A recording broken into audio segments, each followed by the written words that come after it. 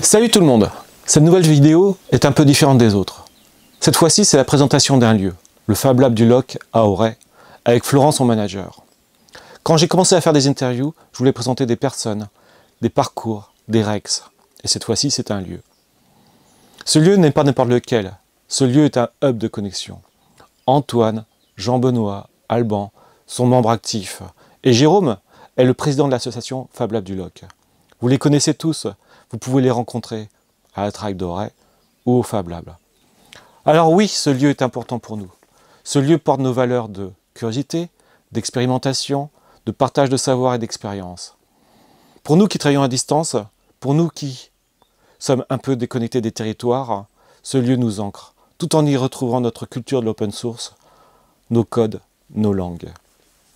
Je rappelle, The Remote Tribe est une communauté de développeurs logiciels en full remote et cette chaîne est faite pour eux.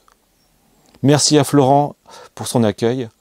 Bon visionnage à toutes et à tous. Ça commence maintenant.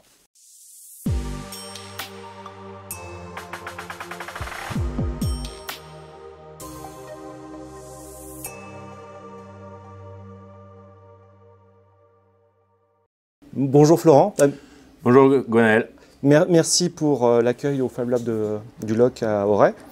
Voilà, l'idée de cette vidéo, c'est de présenter le Fab Lab, présenter les adhérents, présenter l'histoire du Fab Lab, présenter les projets, enfin plein de choses de ce que vous faites. Et tu es le manager du Fab Lab et tu es la bonne personne pour nous parler de ce lieu qui est vraiment intéressant. Complètement, ouais. Alors pour commencer, c'est une histoire qui a commencé en 2015 avec la création de l'association. Et après, le Fab Lab s'est monté, lui, un an après. Ça a mis un an à pouvoir trouver des lieux, des machines, etc. C'est un groupe de parents qui se sont posé la question quelle activité pouvoir faire à Auray avec leurs enfants. Voilà, et donc ils ont cherché un petit peu quelle structure monter et ils ont monté un Fab Lab après avoir visité le Fab Lab sur Nantes, je crois, ou Saint-Nazaire. S'inspirer à Nantes, quoi. Exactement. Et ce qui est intéressant, c'est que c'est une initiative de parents d'élèves qui ont cherché à faire quelque chose ensemble avec leurs enfants. Exactement. Voilà, c'était vraiment pour avoir une activité commune. Et pas juste les enfants d'un côté et les parents de l'autre, où je dépose les enfants à la médiathèque et je reviens le chercher après. C'était construire quelque chose ensemble. Et donc c'était en 2015-2016. C'est ça, 2016, 26 avril 2016 à 16 h, le Fab Lab ouvre. Ok, où ça? Voilà, c'était au centre-ville d'Auray à l'époque, dans l'Hôtel-Dieu, 8 rue Georges Clémenceau pour être exact. Bâtiment mis à disposition par la mairie. Ouais. 2 grands plateaux, un avec les machines-outils et l'autre plutôt espace un peu plus informatique, calme, paisible, avec un coin bar comptoir comme on peut avoir aujourd'hui aussi encore. Quel a été l'accueil de la mairie par rapport à cette idée?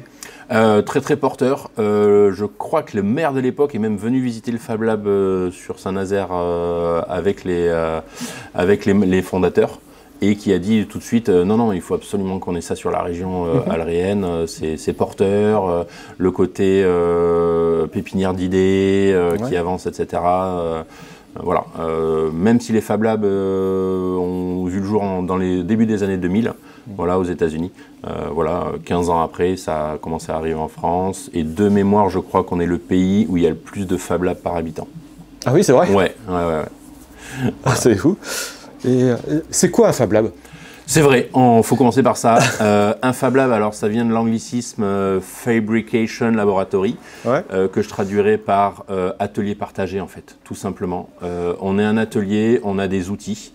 Ça part du marteau, du tournevis, de la scie, donc outils conventionnels, jusqu'à des outils numériques. On pense très rapidement à l'impression 3D qui commence à être un petit peu plus abordable, mais aussi découpeuses laser, brodeuses numériques. Et éventuellement par des outils un peu plus techniques sur le bois, défonceuses numériques. Voilà. Et le but du Fab Lab, c'est d'apprendre aux personnes à se servir des outils, quels que soient les outils. Ça peut être le tournevis aussi, il n'y a aucun problème. Enfin, on ne naît pas avec cette connaissance-là et pour que tout le monde soit autonome et utilise soi-même les outils. Ok. Et qui sont Alors, je comprends, en fait, c'est un lieu avec, où on peut y retrouver des outils qu'on n'a pas forcément chez soi, ou bien que, bon, les tournevis, c'est assez courant, mais qu'est-ce que ça apporte de plus par rapport à avoir un petit atelier chez soi L'avantage qu'on a, c'est qu'on fait des formations. Okay. Alors c'est vrai, tu as raison sur les tournevis, parfois il n'y a pas forcément une grande formation nécessaire pour apprendre à visser ou dévisser, mais il y a des petits tips, hein, des petits détails qui font qu'il faut toujours appuyer sur le tournevis pour même dévisser. Voilà, il y en a qui le font pas forcément, mais voilà, c'est apprendre à utiliser une imprimante 3D par exemple. Okay. C'est intéressant parce que tu pourrais le faire tout seul dans ton coin avec les vidéos qu'on trouve sur internet, il n'y a pas de problème, mais tu vas plus vite au Fab Lab. Okay. Et tu vas bénéficier des aides de moi, certes, mais de tous les adhérents également. Okay. Donc mardi dernier, il y a un adhérent qui avait un problème avec son imprimante 3D et il l'a amené et il y a 2 adhérents qui lui ont filé un coup de main bénévolement sur détecter la panne, changer la pièce ou pas, quelle pièce, pourquoi, comment ça se passe et voilà. Donc on retrouve un sentiment de communauté en fait. Carrément ouais, on vient ici en règle générale pour les machines. Ouais. Et on reste pour les personnes. Voilà. Okay. Et donc cette communauté-là qui à petite échelle fait que on répare les choses ensemble, on s'améliore, on se forme entre nous et on arrive à mieux comprendre la technologie qu'on utilise. Souvent c'est ça, c'est reprendre possession des biens matériaux qu'on a. Ok. Combien vous êtes? Qui sont les adhérents? Parce que c'est voilà, c'est intriguant. Pour beaucoup de gens, c'est ok. J'ai pris l'exemple du tournevis, mais bon, c'est pas forcément un exemple. C'est un exemple rigolo. C'est un très bon exemple. Mais les imprimantes 3D, c'est déjà moins courant. Les imprimantes 3 laser, c'est encore moins courant. Découpeuses laser. Découpeuses laser, c'est encore moins courant. Il y a les outils et on parle de communauté. Qui sont les adhérents? Qu'est-ce qu'on y fait ensemble? Enfin, tu as déjà donné mais quelle est l'ambiance Nous, alors pour répondre sur la quantité, il y a à peu près 200 adhérents à jour par année. Okay. Voilà, un petit peu moins depuis 2019, donc la période du Covid où c'était un peu compliqué, mais on tourne toujours dans ces eaux-là. Voilà, ça va de 180 à 220 grosso modo. Et après les adhérents, c'est la personne qui veut en fait et qui a envie, qui veut découvrir un outil et qui a envie de l'utiliser derrière. Hier par exemple, on a Cyprien qui est arrivé, 13 ans. Et qui est venu avec son morceau de chêne, je crois que c'est du chêne, et qui voulait en dégager une épée. Donc, oui. Voilà, il a utilisé l'acier égoïne manuel, il a utilisé l'acier plongeante circulaire, l'acier à onglet, et tout ça avec mon accompagnement pour lui montrer, voilà, il vaut mieux faire comme ça, il vaut mieux faire comme ci. Utilise les équipements de protection individuelle, si tu as envie, tu n'es pas obligé, mais ils sont là. On conseille fortement et voilà, il avait son projet, il n'a pas du tout utilisé de machine numérique et il s'est lancé là-dedans. Donc lui montrer comment un ciseau à bois fonctionne, c'est quoi le fil du bois, dans quel sens il faut découper, enfin voilà. L'exemple que tu donnes là, c'est quelqu'un de 13 ans, donc quelqu'un d'assez jeune. Quelle est l'idée de départ? C'est des parents qui voulaient faire quelque chose avec leurs enfants. Quelle est la part des enfants ou des adolescents? Tu m'as parlé l'autre jour qu'en fait, il y a le mercredi, il y a des séances pour les collégiens. Est-ce que tu peux me redire ce que tu as dit? Parce que j'ai trouvé super intéressant le fait que certains enfants sortent des jeux vidéo pour passer à de la conception. Oui. C'est vrai, on a des animations les mercredis après-midi pour les collégiens qu'on appelait les mercredis bidouilles. Voilà. Et le but de cet atelier, c'est de permettre aux collégiens de découvrir le Fab Lab et découvrir ce qu'on y fait. Donc on fait régulièrement de la découpe laser, de l'impression 3D, mais on ne fait pas que ça. On a fait de la stop motion, pas mal. Donc à partir d'images, recréer une petite scénette d'une trentaine de secondes. Voilà. Et donc, ces parents, souvent, qui viennent en disant « Ouais, moi, je l'amène au mercredi bidouille pour qu'ils sortent des écrans. » Et en fait, on les remet devant les écrans. Donc, parfois, les parents se disent « Mais c'est pas possible. » Mais ils découvrent, en fait, que l'enfant fait autre chose que jouer, qu'est d'être passif. On les rend actifs devant un écran et on les rend conscients de l'utilisation qu'ils en font. Voilà. Moi, l'exemple que j'aime bien noter, c'est qu'on fait une séance assez rapidement sur du montage photo. Donc on fait un montage photo, le but est de jouer avec les proportions, Et du coup, moi, je me suis mis en scène tout petit face à un escargot comme s'il allait me manger. Voilà, donc c'est un peu rigolo. Et je fais un petit peu d'éducatif en disant, attention, vous voyez, les images, on peut leur faire dire n'importe quoi. Donc ça permet aussi de faire un petit peu d'éducatif et de la sensibilisation. Exactement. Est-ce que ça fait combien de temps que vous faites ces ateliers pour les adolescents? Les mercredis bidouilles, je crois que ça date de 2018. Donc vous avez déjà du recul sur ces gens. Est-ce qu'ils viennent une fois ou bien, je ne sais pas, une année, puis les années suivantes, ils vont plus du tout faire de bidouilles, ou est-ce que ça devient un état d'esprit et puis ils continuent et puis après ils y font à fond avec d'autres matériels? Ça dépend des jeunes, ça dépend de ce qu'ils prennent dans ces ateliers-là. Certains vont être complètement poreux, donc c'est-à-dire qu'ils vont se laisser de façon passive traverser par les savoirs. Ils ne vont pas les retenir. D'autres vont au contraire les garder, aller plus loin et venir ici en tant qu'adhérent lambda et utiliser les machines en autonomie par la suite. Voilà. D'autres reviennent faire les mercredis bidouilles l'année d'après parce qu'ils ont tellement bien aimé la première année qu'ils reviennent. Et généralement ils reviennent en position acteur, et plus passif. Enfin voilà, il y a besoin aussi d'une certaine maturité pour ça. Et on le voit, ça évolue tout au long de l'année. Souvent au début, il m'appelle monsieur, maître, voilà, et on est dans un Fab Lab, on se tutoie, tu m'appelles par mon prénom, il n'y a aucun problème. Et après c'est flow. C'est flow tout de suite, très vite, c'est plus simple. C'est pour éviter la différence entre Florent et Florian, comme ça c'est réglé. Voilà. Ok, et donc il y a quand même une vocation sociale. Là on parle des jeunes, mais il y a une vocation sociale qui est quand même très présente. Oui, on s'est rendu compte de ça. Ce côté lieu d'accueil, lieu de présence, on a mis passé. J'ai des adhérents qui viennent le mardi après-midi. Ils viennent.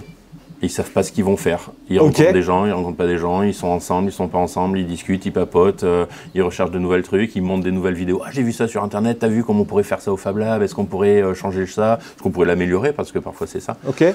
Voilà. On a le créneau du mardi soir jusqu'à 22h, l'afterwork, qui permet aussi aux travailleurs de venir là, à 80% des travailleurs. Et donc là aussi, c'est un deuxième temps de rencontre du mardi, où les gens viennent. Là, mardi dernier, une personne est venue réparer une plaque à induction. Voilà. Ils ont commandé les pièces, enfin ils ont fait d'abord le dépistage de la panne, commandé les pièces sur Internet, reçu les pièces, refait des soudures, remettre tout ça, voilà. Donc voilà. Est-ce qu'on peut dire que c'est un... Parce qu'au début du Fab Lab, là, tu m'as présenté, c'est un lieu, un atelier partagé avec des outils. Donc on peut, dans l'imaginaire, c'est comme une menuiserie, quoi. C'est comme un lieu de fabrique de quelque chose. Et la menuiserie, c'est le menuisier qui fait. Et est-ce qu'au fur et à mesure, ces outils ne deviennent plus que des outils pour une forme de sociabilisation, resociabilisation? Est-ce qu'il y a des gens qui viennent uniquement juste pour trouver des copains enfin, bien sûr, il y a toujours un intérêt par rapport au lieu et à l'esprit, mais au final, il y a des gens qui viennent. Est-ce qu'il y a des gens qui viennent pour la partie sociabilisation? J'irai plus loin que la partie socialisation même. J'irai même sur la transmission. Oui. Voilà, il y a beaucoup. Enfin, c'est ça. On apprend tous les jours. J'apprends tous les jours. Je ne connais pas tout. Des adhérents me donnent des infos. Je donne des infos. Et cette transmission qui se fait dans tous les sens, c'est aussi ça. Et les adhérents participent à cette transmission. À ça. Ah oui, c'est même le cœur même. Moi, je ne peux pas tout savoir. Et je refuse de tout savoir, d'ailleurs. C'est beaucoup plus simple. Et je leur dis, oui, moi, je ne sais pas ça, mais je sais que tel adhérent pourrait t'aider ou tel autre. Et voilà. Et donc, je fais croiser souvent les personnes. Le partage de savoir, partage de compétences, l'accompagnement pour le progrès. Complètement. Et puis, c'est pas... si quelqu'un voit que tu vas te planter, il vient pas référer au Fab Manager, il intervient directement. Je pense que tu devrais peut-être faire différemment, parce que là, tu risques ça et ça. Voilà. Et nous, on apprend par l'erreur. On valorise vachement ça, c'est-à-dire que tu te planteras de toute façon, parce qu'on connaît pas tout de suite. Oui, voilà. On apprend comme ça, et c'est pas grave, parce que ce qu'il faut, c'est que tu l'as fait une fois, deux peut-être, la troisième, tu y penseras et tu feras un peu plus attention. C'est quand même un changement de paradigme par rapport à l'éducation habituelle que l'on peut avoir. C'est-à-dire qu'on généralement les schémas, c'est tu apprends quelque chose, tu dois le savoir et tu es noté sur ce que tu sais. Et si tu te plantes, c'est une erreur. C'est une erreur, c'est un moins. Alors que nous, les erreurs, c'est en plus. Ouais, voilà, c'est du gain. C'est du gain et c'est de l'expérience. Et la prochaine fois, ça sera mieux. Et puis, on avance petit à petit. Et on fait nos formations là-dessus, c'est-à-dire qu'on forme à l'utilisation des outils, donc que ce soit l'ordinateur pour créer les dessins numériques, qui après vont servir pour la machine, donc on forme aussi sur la machine, mais surtout après, on donne du temps d'utilisation machine gratuitement pour qu'on vienne se tromper, pour qu'on vienne apprendre et avoir confiance en soi. Okay. Parce qu'au final, c'est ça, c'est la confiance en soi. Il vaut mieux faire une erreur en n'étant pas sûr. Voilà, là on apprend, on acquiert de la confiance. Et si on la refait en étant sûr, c'est que finalement, on était trop confiant. C'est quoi ton parcours avant le Fab Lab? C'est perso, mais... Ouais, il n'y a pas de problème, j'en parle facilement. Je te laisse parler. J'ai fait beaucoup d'animation au début, si on remonte un petit peu vraiment très en avant ma majorité. Et il me manquait quelque chose dans l'animation. Du coup, je suis parti dans l'éducation spécialisée. J'ai été éducateur spécialisé pendant près de 15 ans. Oui. En tant que bidouilleur, je pense que je suis arrivé dans ce Fab Lab en tant qu'adhérent pour fabriquer une imprimante 3D, mon imprimante 3D. C'était dans les périodes où ça coûtait 10 000 € d'acheter une imprimante.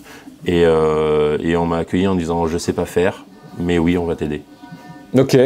Et c'est moi cette phrase-là qui m'est restée. J'ai dit « tu sais pas faire, mais tu vas m'aider ». Ok, bon, mais ça veut dire que c'est pas insurmontable, on va croiser des gens, je vais trouver mes infos par-ci par-là. Et donc là, c'était c'était ton parcours t'a amené cela, et en fait, les états d'esprit matchaient, quoi. Complètement, cette liberté, on va tâtonner ensemble, mais en fait, on avancera de toute façon.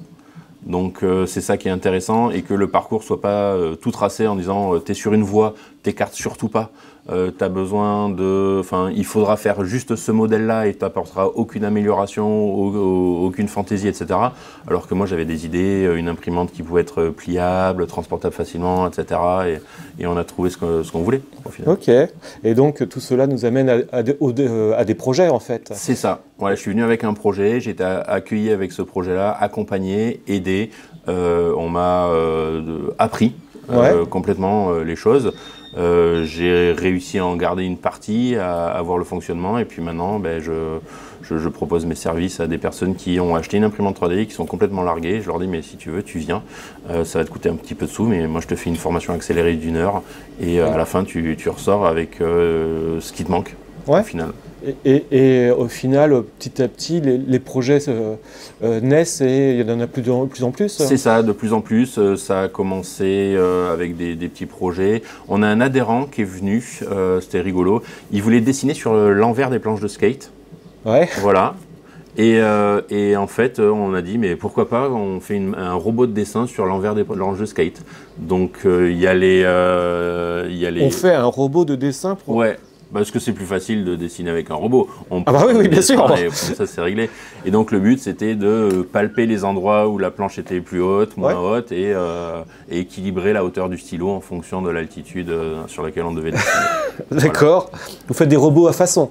Exactement, on peut, les adhérents, ils aiment bien les défis, donc là ils partent tête baissée, ils disent on peut faire ça, parfois ça va trop loin, on est obligé de dire on n'a pas besoin d'autant de technologie, on peut redescendre, et voilà, mais non, moi j'aime bien, ça foisonne d'idées.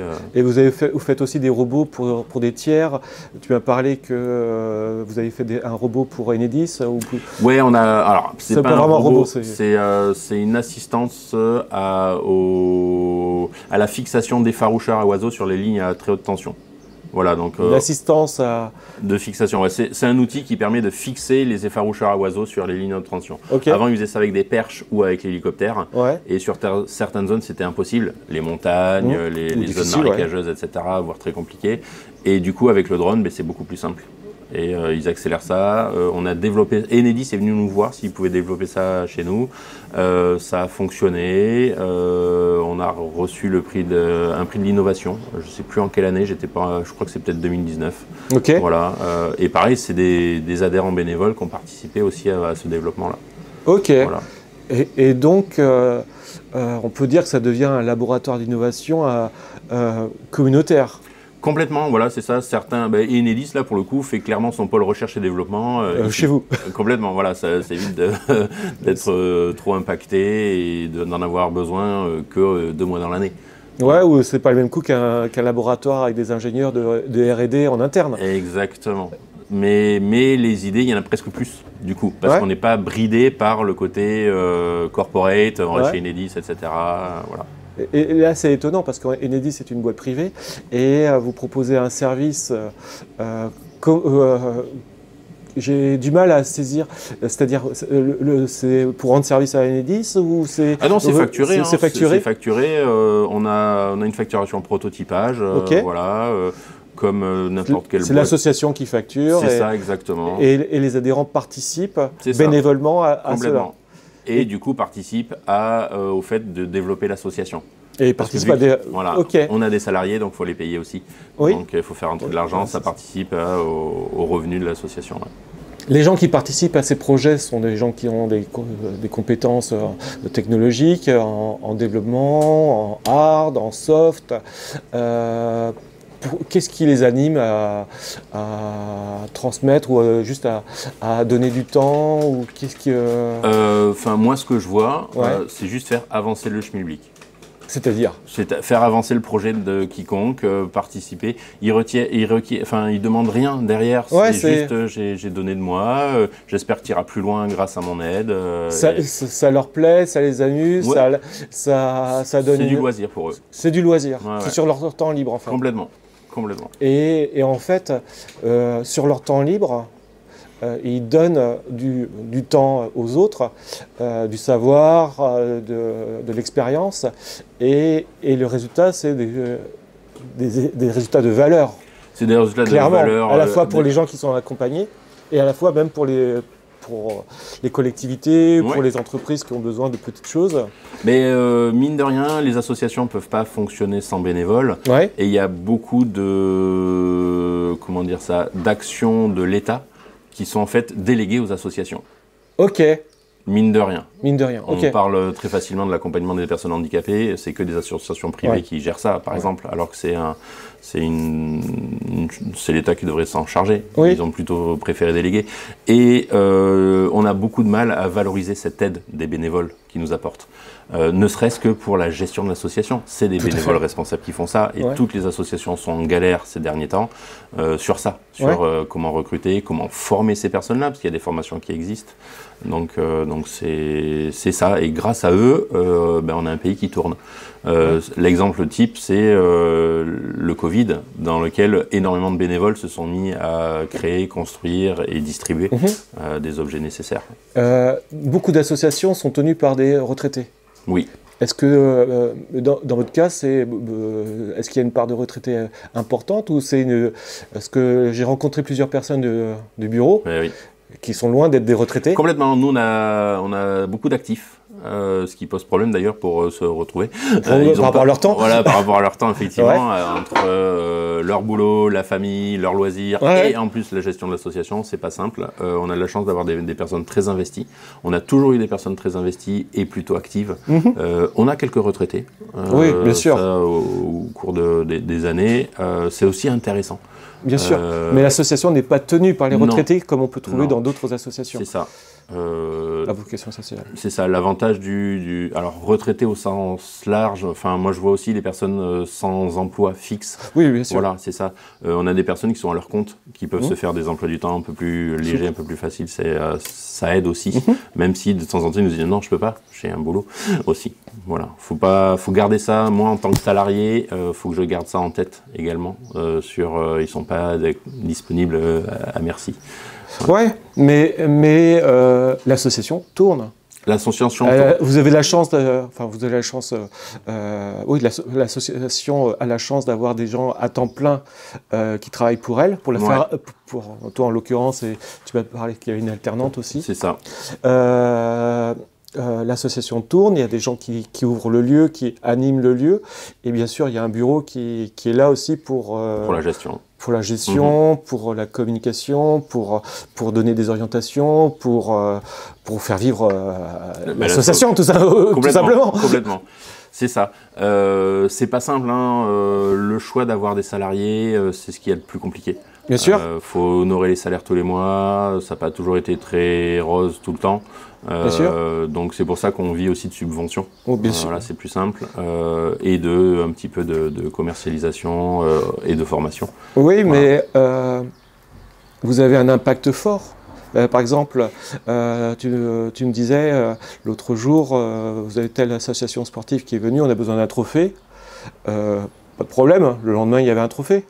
Oui, en plus c'était pressé, c'était pour 3 jours après, donc oui, on peut faire ça, on peut être réactif, c'est l'avantage. Après, est-ce que ça correspond, là on les a sauvés d'une mise certaine, est-ce que ça correspond à leur future envie, est-ce qu'ils vont continuer à se développer les trophées avec nous ou pas? C'est une prestation qu'on fait. C'est pas un problème, c'est aussi, moi ce que j'aimerais à terme, c'est que lui se forme et viennent fabriquer les trophées lui-même ici. Moi, c'est mon but ultime, en fait. C'est l'objectif de l'association, exactement. C'est pas qu'on fasse que des prestations. Bien sûr, mais ça fait rien. Au niveau local, vous avez... déjà, là, vous êtes situé juste à côté de la gare. Oui. Franchement, c'est quand même bien placé. Ouais. Vous avez une visibilité. Les locaux sont prêtés par la mairie. Mis à disposition par la mairie. Vous avez une importance locale qui, à mon sens... moi, je ne suis pas d'Auray, mais enfin voilà, je suis pas loin quand même, faut pas exagérer. Vous avez une importance locale et il faut la mettre en avant et l'impact est réel à la fois sur les gens, sur les différents projets que vous proposez, mais c'est surtout accompagner les gens sur s'améliorer, prendre en main des outils et faire des projets. Oui. On a 2 gros défauts. On ne sait pas valoriser notre travail. Donc souvent on n'est pas assez cher, on nous le dit clairement. T'es pas assez cher, il faut que tu me fasses un devis un peu plus important. D'accord. Okay. Les négociations dans ce sens-là, c'est toujours les plus simples. Voilà. Et la deuxième chose, c'est peut-être le syndrome de l'imposteur. Qui on est. Le Fab Lab n'a pas forcément été créé par des ingénieurs. Par des personnes haut placées, parce que normalement un Fab Manager est ingénieur à la base, voilà. Mais par contre on a cette intelligence, on va dire, très concrète, très applicable, qui fait que parfois on trouve des solutions que les ingénieurs n'ont pas perçues, parce que juste mettre une vis là, ça suffit. Après, les ingénieurs ne sont pas forcément les plus grands communicants du monde, hein. Faut pas exagérer, voilà. Faut relativiser. Mais voilà, mais il y a enfin, je veux pas taper sur les ingénieurs, on a ça, mais on a cette fibre-là. Vous avez cette fibre d'ingénierie quand même. Complètement. Bon, je l'ai noté l'autre jour, usine à façon. Oui, une usine à façon, ouais, on fait. Le but, c'est de sortir un objet. Il ne reste pas que imaginaire et virtuel.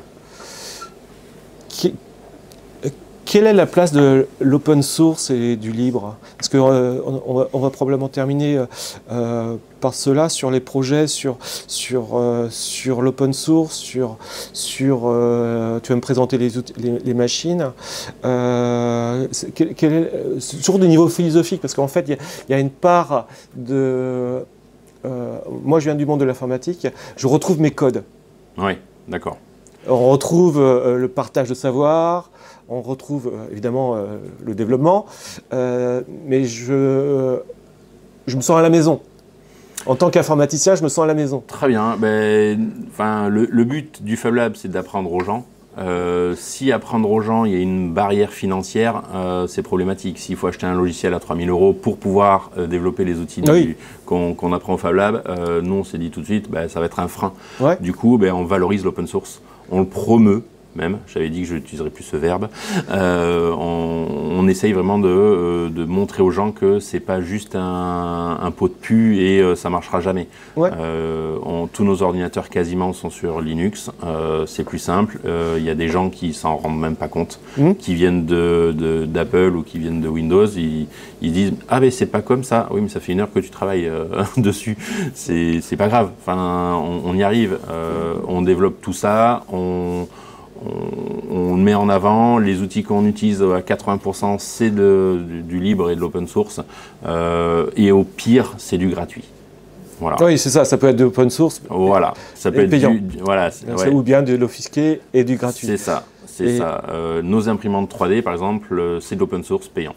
On les a achetés. Voilà. Et ok, donc on a vraiment cette philosophie ouverte. Complètement. On la retrouve partout en fait. Ouais, on a même développé en interne un petit robot qu'on mettra en open source. Clairement. Ok. Voilà. Donc vous avez un site web où vous présentez et vous avez une partie où justement tous les codes qu'on peut retrouver. On est en train de le développer, donc on n'a pas encore mis tout ça à disposition, mais effectivement on le retrouvera sur les plateformes de partage. Il y a un GitHub.